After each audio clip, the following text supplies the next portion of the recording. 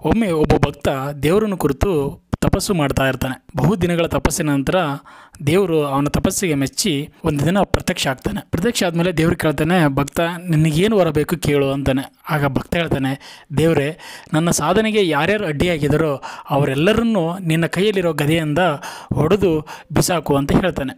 ಆಗ ದೇವರು ಸರಿ ಆಗಲಿ ಅಂತಂದ್ಬಿಟ್ಟು ಮಾಯವಾಗ್ತಾನೆ. ಒಂದು 5-10 ನಿಮಿಷ ಆದಮೇಲೆ ದೇವ್ರ ಕೈಲಿದ್ದಂಥ ಗದೆ ಬಂದ್ಬಿಟ್ಟು ಜೋರಾಗಿ ಇವನ್ನ ಹೊಡೆಯೋಕ್ಕೆ ಶುರು ಮಾಡುತ್ತೆ. ಆಗ ಇವನಿಗೆ ನೋವು ತಡೆಯೋಕ್ಕಾಗಲ್ಲ.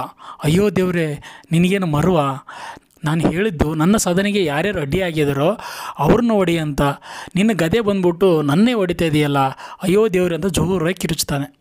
ಆಗ ದೇವರು ಮತ್ತೆ ಪ್ರತ್ಯಕ್ಷ ಆಗ್ತಾನೆ. ಪ್ರತ್ಯಕ್ಷ ಆಗಿ ಭಕ್ತನಿಗೆ ಹೇಳ್ತಾನೆ, ನೋಡು, ನೀನು ಅವ್ರನ್ನ ನಾಶ ಮಾಡು, ಇವ್ರನ್ನ ನಾಶ ಮಾಡು, ನನ್ನ ಅಭಿವೃದ್ಧಿಗೆ ಅವರು ಅಡ್ಡಾಗಿದ್ದಾರೆ, ಇವರು ಅಡ್ಡಾಗಿದ್ದಾರೆ ಅಂತ ನೀನು ಹೇಳಿದೆ. ಅದರಂತೆಯೇ ನಾನು ನನ್ನ ಗದೆ ಪ್ರಯೋಗಿಸಿದ್ದೇನೆ. ಆದರೆ ಆ ಗದೆ ಬಂದ್ಬಿಟ್ಟು ನಿನ್ನ ಹೊಡಿತಿದೆ ಅಂತಂದರೆ ಕಾರಣ ಇಷ್ಟೇ, ನಮ್ಮ ಸಾಧನೆಗೆ ಬೇರೆ ಯಾರೂ ಅಡ್ಡಿ ಆಗಲ್ಲ, ನಮ್ಮ ಮನಸ್ಸೇ ನಮಗೆ ಅಡ್ಡಿ ಆಗಿರುತ್ತೆ. ಮೊದಲು ನಮ್ಮ ಮನಸ್ಸನ್ನು ಶುದ್ಧ ಮಾಡ್ಕೊಳ್ಳೋಣ, ನಮ್ಮ ಸಾಧನೆಗೆ ಬೇರೆ ಯಾರೂ ಅಡ್ಡಿ ಆಗಲ್ಲ ಅಂತ ಅಂದ್ಬಿಟ್ಟು ಹೇಳ್ತಾನೆ. ನಿಜ ಅಲ್ವಾ ಸ್ನೇಹಿತರೆ? ಎಷ್ಟೋ ಬಾರಿ ನಾವು ನಮ್ಮ ಸಾಧನೆಗೆ ಅವ್ರು ಅಡ್ಡಾಗಿದ್ದಾರೆ, ಇವ್ರು ಅಡ್ಡಾಗಿದ್ದಾರೆ ಅಂತ ಹೇಳ್ತಾ ಇರ್ತೀವಿ. ಆದರೆ ನಿಜವಾಗಿ ನಮಗೆ ಅಡ್ಡಾಗಿರೋದು ನಮ್ಮ ಮನಸ್ಸು. ನಮ್ಮ ಮನಸ್ಸಿನಲ್ಲಿರುವ ಕೆಟ್ಟ ಆಲೋಚನೆಗಳನ್ನು ಮೊದಲು ತೆಗೆದುಹಾಕೋಣ, ನಂತರ ನಮ್ಮ ಸಾಧನೆಯ ಹಾದಿ ಸುಗಮವಾಗುತ್ತೆ. ಈ ಕತೆ ಬಗ್ಗೆ ನಿಮಗೇನು ಅನಿಸುತ್ತೆ ಅನ್ನೋದನ್ನ ಕಮೆಂಟ್ ಮೂಲಕ ತಿಳಿಸಿ. ಧನ್ಯವಾದಗಳು.